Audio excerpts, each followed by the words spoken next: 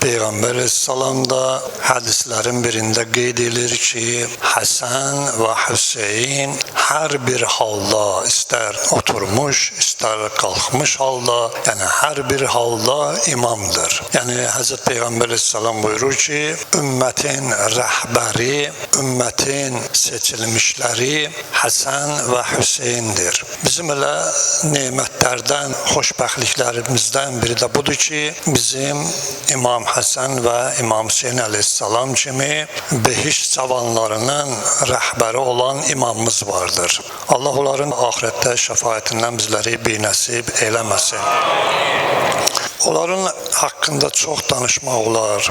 Amma mən Əli Aleyhisselamın Nəhcül Bəlağədə İmam Hasan Aleyhisselama olan məktubundan istəyirəm bir neçə sətir diqqətinizə çatdıram. Həzrət oğlu İmam Hasana vəsiyyət eləyir. Buyurur ki, oğulcan, özünü seninle başkası arasında olan şeyde terezi etkinen. Beləliklə özün üçün bəyəndiyin şeyi başkası üçün də bəyən. Özün üçün istəmədiyin şeyi başkası üçün də istəmə. Necə ki sənə zulm edilməsini istəmirsən, sən də zulm etmə. Sənə yaxşılıq edilməsini istədiyin kimi sən də yaxşılıq elə. Başqalarında çirkin saydığın şeyi özündə də çirkin say. Oğulcan, sən özün başqaları barəsində məmnun və razı olub rava bildiyin şeyi başqalarının da sənə rava bilmələrindən razı ol. Bildiyin az da olsa bilmədiyin şeyi demə. Sənə deyilməsini istəmədiyin şeyi sən də başqasına deməyinə. Bil ki, təkəbbürlük və özünü bəyənmək xoşa gəlməz və haqqa zid bir xüsusiyyətdir. Belə ki, o ağla ziyan gətirər.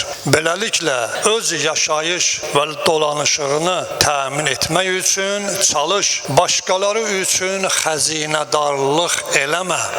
Öz doğru yoluna çatanda Rəbbin müqabilində ən təvazökar və itaətçi halda ol günan. Həzrətin bu tövsiyələri hər cümləsi bir geniş mövzudur. Neçə sifətləri burada buyurur və bizlərə bunu buyurur. Yəni insan özü özünə nə istəyirsə bütün yaxşılıqları, kəramətləri, fəzilətləri gərək başqası üçün də istəyə. Bu şeyləri kim istəmir? Yalnız təkəbbür, egoist, həsəd aparan, paxıl və ilaxirə.